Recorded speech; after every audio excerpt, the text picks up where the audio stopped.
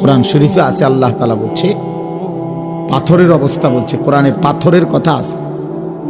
আল্লাহ তাআলা বলছে পাথর, কোরআনুল কারীমে স্পষ্ট আছে যে পাহাড়ের গা বেয়ে ঝর্ণার পানি পড়ে।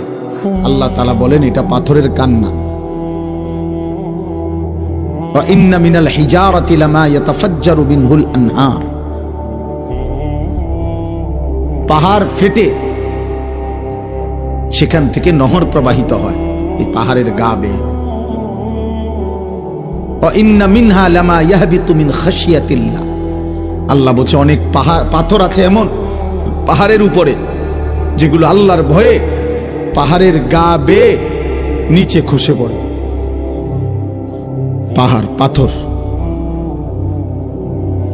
আর এই নাফরমান 30 বছরেও কোনো চেঞ্জ নেই, 60 বছরেও কোনো চেঞ্জ নেই। কেন? মানুষ এত শক্ত হবে কেন? মুসলমানের ঘরে জন্ম নিয়ে এত পাষাণ হবে কেন বলেন তো? মূল বিষয় হলো গাফেল। সে আখিরাতকে কিছুই মনে করে না, সে আল্লাহকে কিছুই তুচ্ছও মনে করে না, কিছুই মনে করে না, আল্লাহকে কিছুই মনে করে না। মৃত্যু পরবর্তী বিষয়টাকে সে কিছুই মনে করে। জন্তু জানোয়ারের মতো বোঝে যে জীবন মানে শুধু দুনিয়া ভোগ করা। খাইলাম আর পেশাব করলাম, বাথরুমে গেলাম, সমান সমান, আবার পেটে ভোগ লাগছে। বুঝেন নাই কথাটা? একবেলা তো পেট ভরে খাইছে, আবার বাথরুমে গেছে, আর আবার নতুন করে পেটের ভোগ লাগছে। খালাস। জীবন মানে এতটুকু, উপভোগ। জীবন মানে শুধু ভোগ করা। এটা মূলত জানোয়ারের আখলাক, জন্তু জানোয়ারের স্বভাব। এটা কাফের মুশরিকের স্বভাব। মা হিয়া ইল্লা হায়াতুনা দুনিয়া, কোরআন কারীমের মধ্যে আল্লাহ তাআলা বলছেন কাফের মুশরিক বেঈমানদের কথা।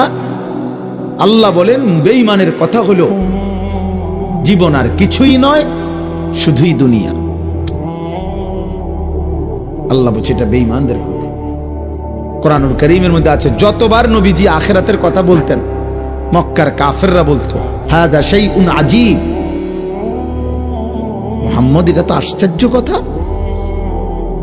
আইদা মিতনা ওয়া কুন্না তুরাবান যালিকা রাজউম বাঈদ, আমরা মরে যাব, মাটির সাথে মিশে যাব,